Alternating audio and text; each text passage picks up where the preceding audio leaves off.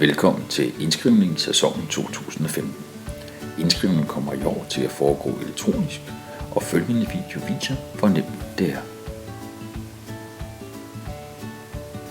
Når I ankommer til cykelløb, vil der være opstillet nogle båse. Gå ind i båsen. Kør helt hen til skærmen i nærheden af modtageren. Placer chippen på cyklen så tæt på modtageren som muligt. På skærmen står der nu, at dit batteri er ved at være fladt, og du får købe en ny snarest. Accepter dette på OK. Nu kommer der oplysninger frem om hvem rytteren er, hvilken klasse samt hvilken rygnummer. Så frem det hele passer, trykker du på ja.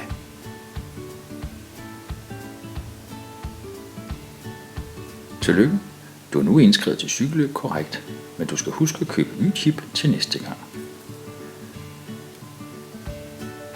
Får du denne meddelelse, er du ikke tilmeldt, og så gå til indskrivning.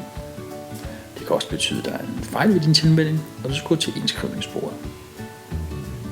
Får du dette frem, er der strøm på dit batteri, og kan bare trykke ja. Og så er du korrekt indskrevet til cykelløbet. Får du denne skærm, og det ikke er dig, trykker du nej. For er du ikke den chippen skriver, eller opført med forkert nummer eller klasse, skal du trykke nej og gå til indskrivningen. Er du allerede indskrevet, får du dette meddelelse. Efter endt indskrivning forlades båsen modsatte ende. Rigtig god sæson.